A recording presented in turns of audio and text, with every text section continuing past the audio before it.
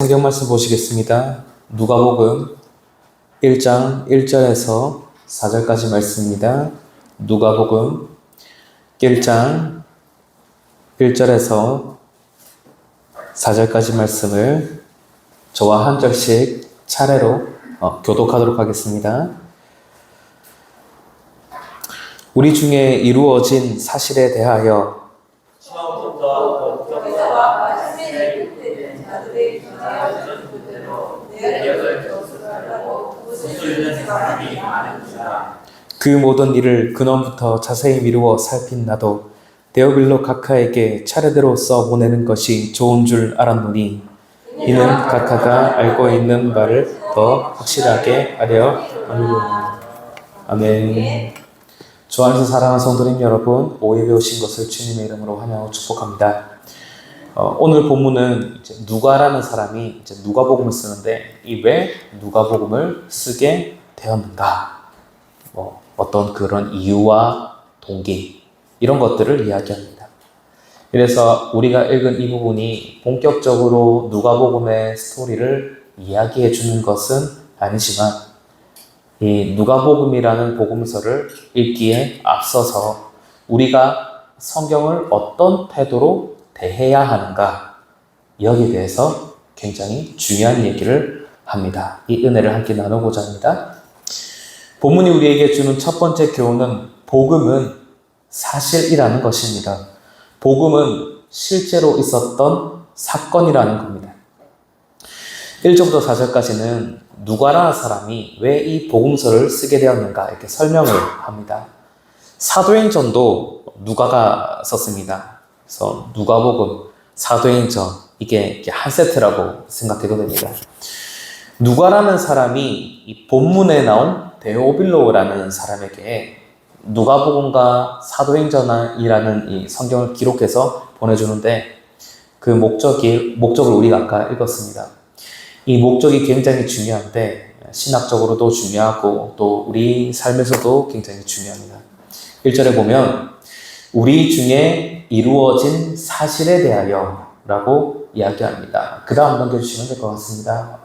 우리 중에 이루어진 사실에 대하여 라고 이야기하는데 이게 우리 안에 이루어진 사건에 대하여 라고 번역해도 됩니다. 여기 나오는 우리는 예수 그리스도를 주님으로 믿는 성도들을 말합니다.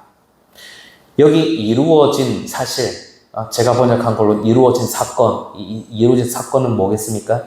이 사건은 당연히 예수 그리스도의 복음입니다. 예수님께서 우리 죄 문제를 해결하시기 위해서 십자가에서 죽으시고 3일 만에 부활하시고 승천하셔서 하나님 보좌 우편에 앉으시고 성령을 보내주시고 언젠가 다시 재림하는 이 구원 역사, 이 사건을 우리가 복음이라고 합니다. 이 복음을 믿는 자들이 구원을 받습니다. 이 복음은 실제로 역사 속에 현실적으로 일어난 사건입니다. 이 복음이 실제 사건이라는 이 사실이 굉장히 중요합니다. 왜 중요하냐면 십자가 구속 사건이 실제로 일어난 것이 아니라고 하는 사람들이 있기 때문입니다. 불신자 제외하고 교회에 다닌다고 말하는 사람들 중에서 십자가 사건은 실제로 일어난 사건이 아니야 라고 하는 사람들이 있기 때문에 우리가 이것을 기억하는 것이 중요합니다. 우리나라에는 잘 없는데 주로 유럽에 있는 그러니까 자유주의 신학이라고 해서 성경 말씀을 그냥 고대 어떤 문헌으로 취급해서 연구하시는 분들, 이 자유주의 신학을 따르는 사람들이 교회에서 얘기하는 예수 그리스도와 십자가고 이런 거 믿지 않습니다. 역사적으로 일어난 사건이라고 믿지 않습니다. 자유주의 신학하시는 분들은 예수님은 당시에 사회운동가였고 훌륭한 사상가였고 약자를 대변하는 훌륭한 인물이었다 이렇게 생각을 합니다. 그래서 그분들한테는 예수님이 십자가에서 죽으셨는지 부활하셨는지 이런 게 하나도 중요한 것이 아닙니다. 그냥 이 성경이란 거는 인류가 보존해야 될 굉장히 중요한 문화유산이다 이렇게 생각하는 것이고, 그래서 성경에 있는 도덕적 교훈, 철학적 교훈이 무엇인가 이런 것들을 생각하는데 유럽에 있는 교회들이 문 닫고 망한 이유가 이 자유주의 신학 때문입니다.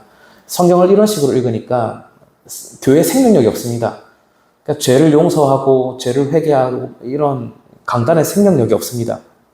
그래서 이 십자가 복음이 우리 안에 일어난 사건이라고 이해하는 것은 굉장히 중요한 일이고 교회의 생명이 달린 굉장히 소중한 선언입니다. 당시 AD 1세기의 지중해 세계에서는 그 시대는 신화의 세계라고 해도 과언이 아닌데 그 다음 넘겨주시면 됩니다. 우리가 잘 아는 그리스 로마 신화 이런 것들이 굉장히 많이 알려졌고 유행했습니다. 신화라는 것은 실제로 그 일이 일어났는지 일어나지 않는지 전혀 관심이 없습니다. 그 사람이 쓸 수만 있으면 됩니다. 예를 들어서 그리스 로마 신을 말한 아테나 여신, 이 아테나 여신은 그 당시 사람들이 전쟁과 지혜를 이제 관장하는 신이라고 믿었습니다. 그래서 어떤 사람이 아테네 여신의 그 신전에 가가지고 여신이 정성을 들여서 기도를 하면 우리 남편이 전쟁 가운데서 승리하고 건강하게 돌아올 수 있을 거야. 그렇게 생각하고 이제 아테나 여신의 그 신전에 가서 막 열심히 기도를 합니다. 문제는 이 여신이 실제로 있는지 없는지 관심이 없습니다. 그런데 내가 필요하니까 무조건 있어야 됩니다. 그래서 내가 기도하고 내가 원하는 걸 얻을 수 있습니다. 성경에 쓰여졌을 당시에는 신에 대한 이야기, 이 신화를 필요에 따라서 만들고 필요에 따라서 그 신화를 놓고 기도합니다. 다 우상입니다. 우리 동네에서 섬기는 신이 힘이 세니까 저 동네에서 섬기는 신은 우리 동네 신보다 힘이 약하니까 우리가 쳐들어서 전쟁하면 이길 거야. 이 신화가 필요한 겁니다. 이게 진짜인지는 가짜인지는 전혀 상관없습니다. 그냥 신화를 만들어서 우리 신이 제일 세다. 이렇게 하고 가서 싸우고 그렇게 하면 그만입니다. 그래서 그런 신화 같은 것들은 시대가 몇백 년, 몇천 년 지나면은 믿는 사람들이 아무도 없습니다. 지금은 그리스 로마 신화의 신을 믿는 사람이 아무도 없지 않습니까? 그 사실이 아니기 때문입니다. 그런데 이 당시부터 이제 사람들이 믿었던 이 복음은 다릅니다. 복음은 예수 그리스도의 십자가는 사실입니다. 오늘 누가복음 본문부터가 이 십자가 사건을 사실, 사건이라고 이야기합니다. 그리고 목격자가 있습니다. 목격자. 신화는 목격자가 없습니다. 신화의 목격자가 어디 있겠습니까? 2절에 보시면 처음부터 목격자와 말씀에 일꾼된 자들이 전하여 준 그대로라는 말이 있습니다. 목격자가 있으면 이건 지어낸 이야기가 아닙니다. 사건입니다. 실제로 있었던 일을 이야기하고 있는 거예요. 여기 목격자라는 헬라어 단어가 성경에 딱 한 번밖에 안 나오긴 한데 성경에 쓰여졌을 당시에 사람들이 썼던 고대 문헌 같은 거 살펴보면 헤로도투스나 요세푸스나 굉장히 유명한 역사가들이죠. 이런 사람들의 책에 보면 이 목격자라는 단어가 나오는데 이 목격자라는 단어는 카더라 통신에서 이렇게 인용한 게 아니라 실제로 본 사람을 이야기할 때만 언급하는 그런 단어로 그 문헌들에게 쓰입니다. 실제 사건을 목격한 사람들, 목격자입니다. 그래서 이 복음이라는 것은 어떤 종교단체를 만들고 싶어서 혹은 어떤 학회를 만들고 싶어서 만든 사상체계가 아니라 이 복음은 곧 사건입니다. 예수 그리스도께서 자기 백성을 위해 이루신 사건, 그거를 우리가 복음이라고 합니다. 이 복음을 사실로 믿는 것, 여기서부터 우리 믿음 생활이 시작됩니다. 복음을 사실로 믿지 않는다면 우리가 아무리 윤리적인 삶을 살고 우리가 아무리 고상한 사고방식을 갖고 있고 우리에게 뭐 어떤 지식이 아무리 많아도 그건 믿음이 아닙니다. 복음이 사실이라는 것을 믿고 참된 믿음 가운데에서 살아야 합니다. 그 목적 때문에 오늘 우리가 읽은 누가복음이 쓰여졌고 또 다른 성경들이 쓰여졌습니다. 그 다음 넘겨주시기 바랍니다. 그 다음 넘겨주시기 바랍니다. 네. 그 다음으로 본문이 우리에게 주는 두 번째 교훈은 복음을 체계적으로 반복해서 들어야 한다는 것입니다. 제가 복음은 사실이라고 이야기했습니다.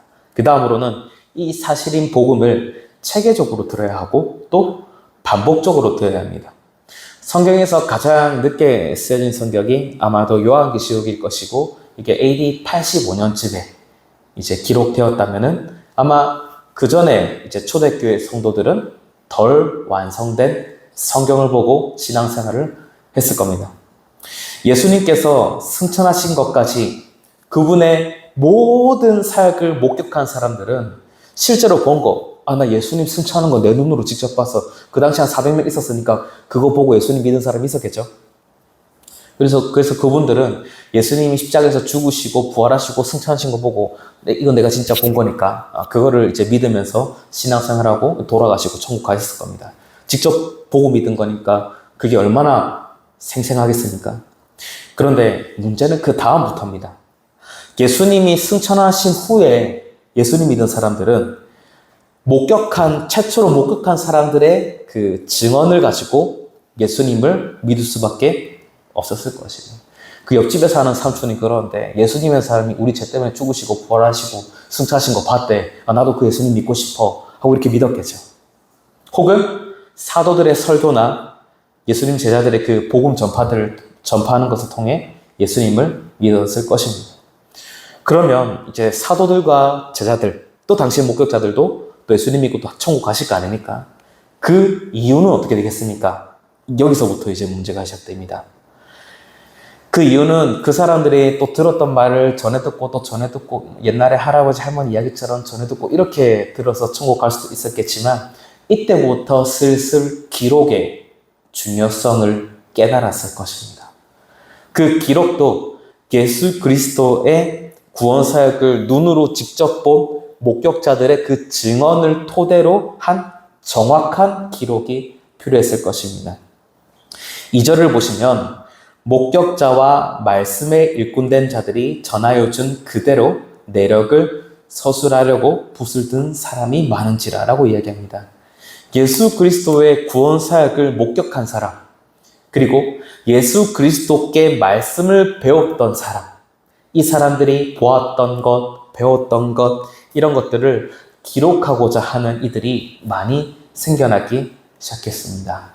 많은 사람들이 당시에 이 복음에 대한 기록을 막 남겼는데, 그런데 그게 전부 성경이 되지는 않았습니다. 그 당시에 기록된 것들은 당시 사람들에게 유용했지만, 그 중에 이제 성경이 된 거는 하나님의 영감을 받은 이제 문서들만 성경이 되었습니다. 오늘 읽은 누가복음처럼요. 누가복음은 어떻게 기록되었냐면 굉장히 체계적으로 자세히 기록되었습니다. 그 다음 넘겨주세요. 3절에 보시면 그 모든 일을 근원부터 자세히 미루어 살핀 이 누가가 데오빌로에게 차례대로 써서 보내는 것이 좋은 줄 알았다. 이렇게 이야기합니다. 3절 이렇게도 번역할 수 있는데요. 모든 일을 처음부터 일일이 자세하게 신실함으로 따라 살핀 저도 데오빌로 각하께 차례대로 기록하는 것을 좋다고 여겼습니다. 이거는 제가 번역한 건데요. 제가 번역한 부분에 신실함이라는 말이 있습니다. 이 신실함은 우리가 하나님 잘 믿는 그런 신실함 아니고 이 기록물에 대한 신실함입니다. 그 보고 들은 것을 진짜 집요하게, 굉장히 세밀하게, 여기 완전 너무 집중해서 이렇게 그런 의미의 신실함입니다. 그거를 신실하게 모든 자료를 모으고 들었던 것을 기억해서 진짜 촘촘하게 꼼꼼하게 세밀하게 이렇게 막 신실하게 기록을 했다라고 하는 것입니다. 누가복음하고 사도행전 읽어보면 굉장히 디테일합니다. 굉장히 디테일해요. 사도 바울이 배를 탔는데 난파된 장면 있지 않습니까? 고대의 어떤 문헌에도 선박 사고에 대해 그렇게 자세하게 쓴 것이 없다고 그렇게 이야기합니다. 어쨌든 이 누가가 복음서를 기록할 때 이 복음의 사건에 대해서 굉장히 자세하고 치밀하게 기록을 했다는 것을 알 수 있습니다. 당시 세간에 있는 목격자들의 증언과 이 복음에 대한 가르침을 굉장히 세세하게 기록했다는 느낌을 우리가 받을 수 있습니다. 복음은 물론 한 문장으로도 설명 가능합니다. 예수님 믿고 죄 용서받으면 천국 갑니다 하면 이 한 문장으로도 충분히 복음은 능력이 있습니다. 예수 그리스도의 구원 역사는 실제 있었던 사건이고 이 사건을 담은 이 복음 한 문장에는 이 세상 모든 것을 초월할 수 있는 능력이 있다고 저는 믿습니다. 여기 계신 분들도 다 그럴 겁니다. 그런데 그럼에도 불구하고 누가는 복음의 사건에 대해서 굉장히 세세하게 치밀하게 기록했습니다. 이 본문을 보면 이런 느낌을 받습니다. 하나님은 이 땅에 복음서를 남기고 또 다른 성경을 남길 때 우리가 믿음에 대해 굉장히 자세하게 배우기 원하시고 또 막 중구난방으로 막 말씀을 배우는 것이 아니라 우리가 체계적으로 치밀하게 말씀을 배우기를 원하신다는 생각이 듭니다. 이런 것도 생각할 수 있습니다. 2절에 이야기한 것처럼 구원 사건에 대해 기록하고자 하는 사람이 많았는데 이 기록이란 것은 뭐 있습니까? 우리가 왜 메모합니까? 까먹을까봐 혹은 반복해서 들을 가치가 있는 소중한 내용이기 때문에 우리가 기록이란 걸 하지 않습니까? 그래서 하나님께서 이런 신실한 성경 기록자들을 통해서 누가복음을 남기고 이 성경을 남기셨는데 그 이유는 우리가 이 성경을 반복적으로 읽고 알아가길 원하신다는 것입니다. 복음은 한 문장에도 물론 능력이 있습니다. 그런데 그 구원의 이야기를 정리해서 체계적으로 정리한 걸 반복적으로 읽기를 원하신다는 것입니다. 요즘은 이 K문화라고 해서 그 다음 화면 넘겨주시면 됩니다. 네. 요즘은 K문화라고 해서 와, 문화의 능력이 이렇게 대단한가 새삼스럽게 느끼는 그런 시대입니다. 우리나라 K문화가 정보통신기술 발전 때문에 굉장히 많이 확산됐습니다. 유튜브도 있고 또 넷플릭스나 왓챠나 이런 걸 OTT라고 하죠. 마음만 먹으면 어플 누르고 들어가서 영화나 드라마나 다큐멘터리나 이런 거 막 볼 수 있는 거 OTT라고 하는데 이런 것들 때문에 우리가 어디서나 영화나 드라마나 다큐멘터리나 이런 것들 막 볼 수 있습니다. 그러니까 내가 원하는 때에 내가 원하는 것을 얼마든지 볼 수 있는 그런 시대입니다. 달리 말하면 언제든지 세상 문화에 노출될 수 있는 그런 시대입니다. 옛날에는 영화 한 편 보려고 하면 어떻게 됩니까? TV를 틀고 편성표를 확인해서 영화를 보거나 아니면 영화관을 가야 하는데 요즘은 핸드폰만 있으면 원하는 영화를 골라서 틀어서 바로 볼 수 있습니다. 세상 문화에 노출되는 일이 많다는 것입니다. 이런 문화를 즐기는 것 자체는 나쁜 것이 아니지만 분명한 건 세상적인 사고방식을 우리에게 심어주기 굉장히 쉽다고 하는 것입니다. 게다가 우리가 믿음의 자리에 있는 것보다는 쾌락의 자리에 가는 것을 더 좋아하게 하는 그런 기능을 하기도 합니다. 그래서 우리가 이런 세상적인 문화에 많이 노출되면 노출될수록 이 성경 말씀을 더 자주 접하기 위해 우리가 힘써야 합니다. 요즘 같은 시대일수록 더 그렇습니다. 핸드폰만 틀면 온갖 재밌는 것들이 있으니까 더 많이 노력해야 합니다. 많은 분들이 이제 스마트폰 딱 켜면은 이제 성경 구절 자동으로 딱 이렇게 보이는 그런 설정을 하신 분도 많은데 굉장히 좋은 설정입니다. 문화가 우리 삶과 우리 영혼을 장악하지 못하도록 하나님의 말씀에 최대한 우리를 많이 비춰야 합니다. 이게 어렵습니다. 세상에 재밌는 게 너무 많습니다. 저도 이게 어렵습니다. 제가 이제 교육자로 살다 보니까 제가 성경책 되게 많이 갖고 있는데 한글 성경도 있고 원어 성경도 있고 스터디 바이블 두꺼운 거 유행하는 것도 막 다 사고 프로그램도 있고 어플도 있고 성경책이 엄청 많이 갖고 있는데 그런데도 이제 말씀을 가까이 하는 일이 굉장히 어렵습니다. 아이고 늘 읽었던 성경, 지난번에 읽었던 성경, 학교 다닐 때 시험 쳤던 성경, 옛날에 또 외웠던 성경, 또 읽어야 되나? 이런 생각이 들기가 쉬운데 잘못된 생각입니다. 그래도 우리가 성경 다시 펴서 읽으면은 그 하나님의 말씀이 우리 재성을 깨뜨리고 우리의 고정관념과 선입견을 파괴하고 우리를 다시 하나님의 은혜 앞으로 이끌어 나가는 그런 경험을 성경을 통해 할 수 있죠. 하나님은 이 말씀을 반복해서 읽기를 원하시는 분입니다. 그 반복된 말씀 읽기, 또 말씀 듣기를 통해서 우리 삶을 예수 그리스도의 성품과 모습으로 빚어나가시기를 원하시는 분입니다. 우리가 보고 듣는 것이 우리 생각을 만들고 우리 습관을 만들고 우리 삶을 만들어나고 우리 인생을 만들어 나가는 것입니다. 그래서 하나님께서 우리에게 원하셔서 성경을 남기신 것처럼 이 성경을 반복적으로 읽고 듣고 묵상할 수 있어야 합니다. 그 다음 화면 넘겨주십니다. 마지막으로 본문이 우리에게 주는 세 번째 교훈은 우리가 들은 복음은 성경을 통해 확실하고 견고하게 된다는 것입니다. 제가 이 복음이란 건 실제 있었던 사건이라 말씀드렸습니다. 그리고 이 복음은 기록된 것을 통해서 체계적으로 반복해서 접해야 한다고 제가 또 말씀드렸습니다. 그러면 이렇게 했을 때 이 사건인 복음을 체계적으로 정리한 것을 우리가 계속 읽고 듣고 했을 때 결과가 어떻게 되느냐? 이것을 이야기하는데 4절에 나옵니다. 이는 각하가 알고 있는 바를 더 확실하게 하려 함이로라. 오늘 설교 제목이죠. 확실하게 하려 함이로라. 누가복음이 쓰여진 1차적인 목적은 데오빌로라는 사람이 이미 복음에 대해서 들었는데 그 복음을 더 소상하게 이해하고 그 믿음이 더 견고해지기 위한 것입니다. 데오빌로라는 사람이 여기 누가복음 1장에서 한번 언급되고요. 그 다음에 또 사도행전 1장에서 한번 언급되고 그 다음에는 성경에 전혀 등장하지 않습니다. 그래서 어떤 사람은 데오빌로 이름이 테오필로스거든요. 하나님의 친구라는 뜻이거든요. 그러니까 아마 실존 인물이 아니고 아마 가상의 인물이니까 이렇게 가상의 인물을 정해놓고 쓴 것이다 이렇게 말하기도 하는데 별 근거가 없습니다. 이 편지 양식 자체가 실존 인물에게 얘기하는 편지 양식이라서 별 근거가 없습니다. 실존 인물에게 편지를 썼다고 하는 것이 합당한데 그럼 이 실존 인물 데오빌로가 누구냐? 아마도 이방인일 것이고 로마의 지체 높은 관리가 아닐까 이렇게 추측을 합니다. 그러니까 이 누가복음이란 것은 복음을 들은 적이 있는 이방인을 대상으로 쓴 책입니다. 이 이방인은 복음은 들었습니다. 예수님 믿으면 죄 용서함 받고 구원받습니다. 이 복음을 들었는데 아무래도 그 믿음이 그렇게 견고하진 않습니다. 유대인들처럼 구약 성경을 막 줄줄 외웠던 것도 아니고 예수님의 제자들처럼 예수님을 졸졸 따라다니면서 가르침을 받았던 것도 아니고 예수님을 직접 본 것도 아니고 복음을 듣긴 했는데 그 믿음이 연약합니다.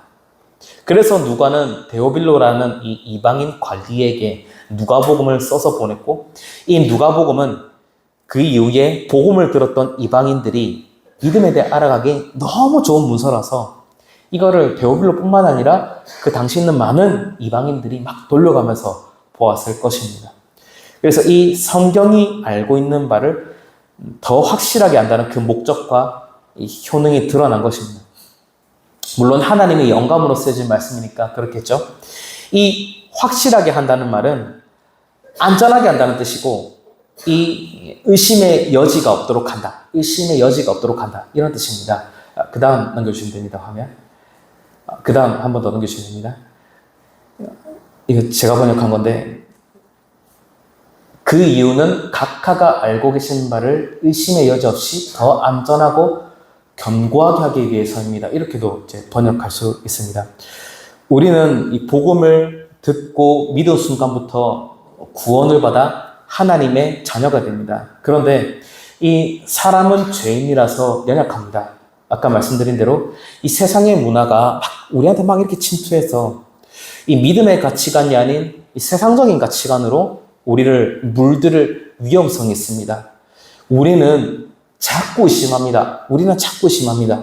내가 예수님을 믿기는 믿는데 예수님을 믿는 삶이 과연 좋은 것인가? 이게 답인가? 그냥 세상 사람들처럼 지내는 게 더 합리적이고 좋아 보이는데 라고 유혹이 우리에게 들어옵니다. 이미 복음을 알고 있는데 믿고 있는데 이런 유혹이 막 들어오는 것입니다. 이런 상황에서 누가는 데오빌로가 들은 이 복음이 더 견고하게 자리 잡게 하기 위해서 복음에 대해 의심하지 않고 살아갈 수 있도록 이 누가복음을 써서 데오빌로에게 보냈습니다. 이런 성경의 능력은 지금 이 시대에도 여전히 드러납니다. 우리에게도 똑같이 이런 능력을 보여줍니다. 우리가 예수님을 처음 믿을 때는 굉장히 뜨겁습니다. 그런데 우리가 은혜 받는 자리에 늘 있는 건 아닙니다. 우리는 세상 사람들이 있는 그 현실 세계를 살아갑니다. 그래서 그 세상 사람들이 있는데 살아가다 보면은 마치 내 믿음이 식어버리는 듯한 그런 느낌을 받습니다. 거기다가 세상 사람들의 방식, 가치관, 그 삶의 형태, 이런 것들을 이제 보고 배우면 우리는 이제 점점 믿음이 무너지는 듯한 느낌을 받는 거예요. 우리는 대부분 교회에 있는 시간보다 세상에 있는 시간이 더 깁니다. 우리 안에는 여전히 죄성이 남아 있습니다. 은혜 받았던 이 기억보다는 이 세상이 나에게 주는 그 쾌락적인 자극에 우리는 더 잘 반응합니다. 외부에는 세상이 있고 내부에는 나의 죄성이 있습니다. 그래서 우리는 자꾸 세상 속에서 세상을 묵상하고 죄를 묵상하고 이렇게 살아갑니다. 은혜 받았던 먼 옛날의 기억, 그 열정적인 추억 다 사라집니다. 그래서 이 상황에 우리가 어떻게 해야 합니까? 하나님의 말씀을 통해 우리 안에 있는 이 믿음을 더 확실하게 해야 합니다. 의심의 여지가 없이 더 안전하게, 더 견고하게 해야 합니다. 그게 우리가 믿음 생활을 포기하지 않고 지속할 수 있는 정도입니다. 믿음은 기억으로 유지되는 것이 아니라 기록으로 유지하는 것입니다. 하나님의 말씀은 우리의 믿음을 반드시 안전하게, 든든하게 세운다는 것을 믿으시기 바랍니다. 설교를 맺겠습니다. 그 다음 넘겨주시면 됩니다. 사랑하는 성도님 여러분, 복음은 지어낸 이야기가 아니라 사실이고 사건입니다. 이 복음은 체계적으로 기록되었고 우리가 반복적으로 접할 수 있는데, 우리가 성경을 통해서 이 구원 역사, 이 복음을 계속해서 접함으로써 우리의 믿음은 확실해질 수 있고 더욱 견고해질 수 있습니다. 우리에게 믿음을 내려놓으라고 세상이 그렇게 우리를 유혹합니다. 이런 세상의 유혹에 우리가 적극적으로 저항해서 성경 말씀으로 믿음을 더욱 견고하게 세우는 저와 성도님들 되시기를 주님의 이름으로 축복합니다. 우리 함께 찬송하겠습니다. 찬송가 200장입니다.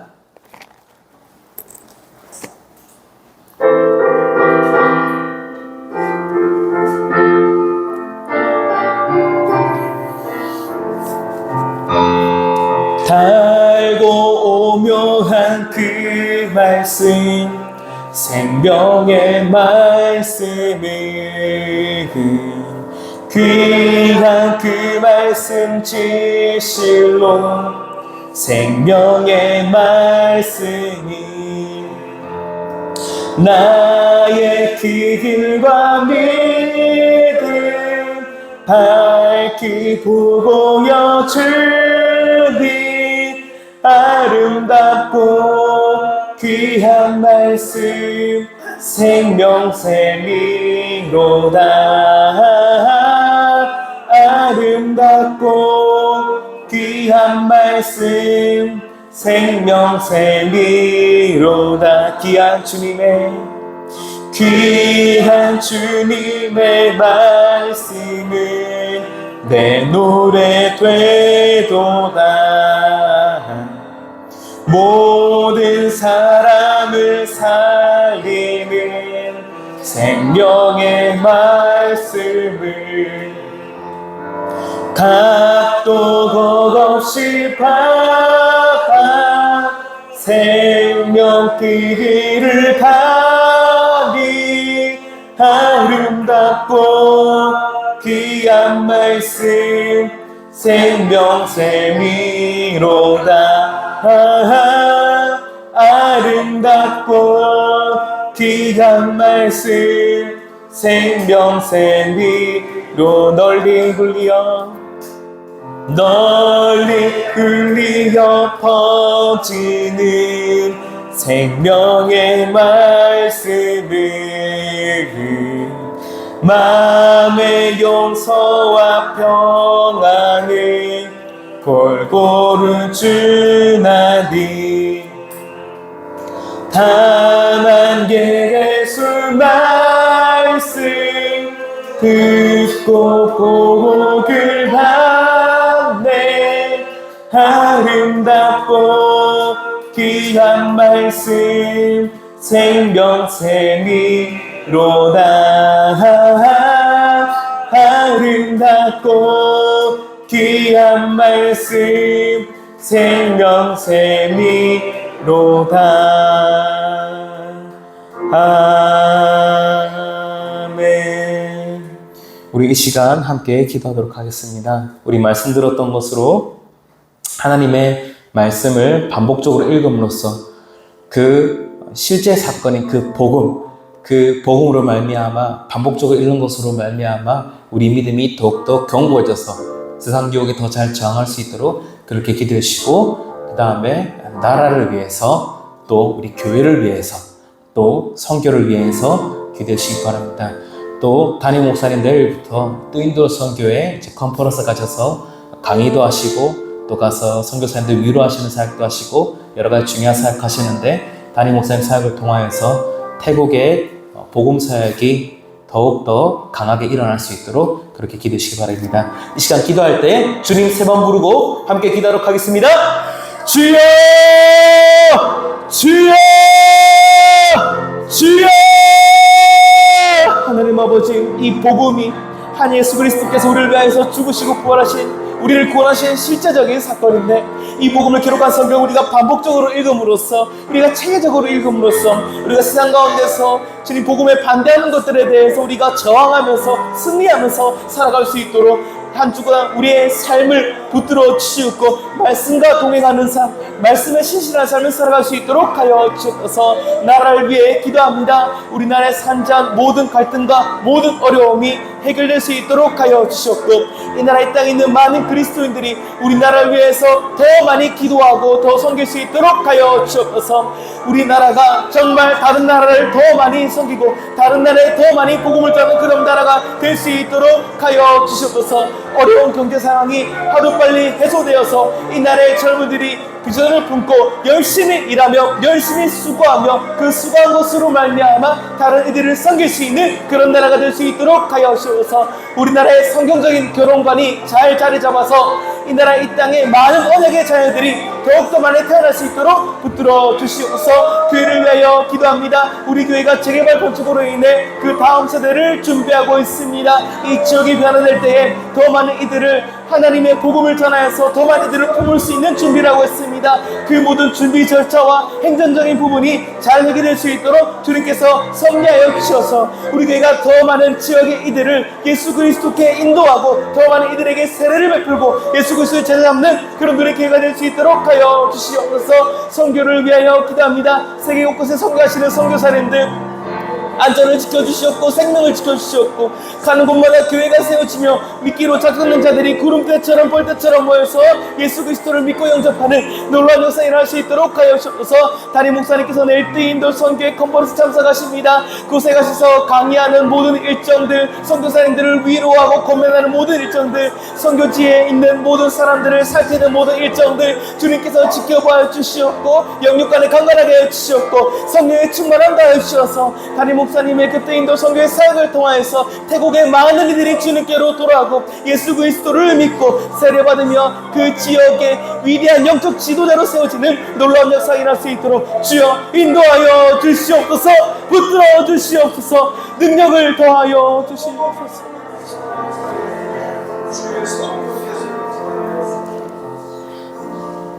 하늘에 계신 하나님 아버지, 우리가 하나님의 말씀과 동행하는 삶을 살 수 있게 하여 주시옵소서.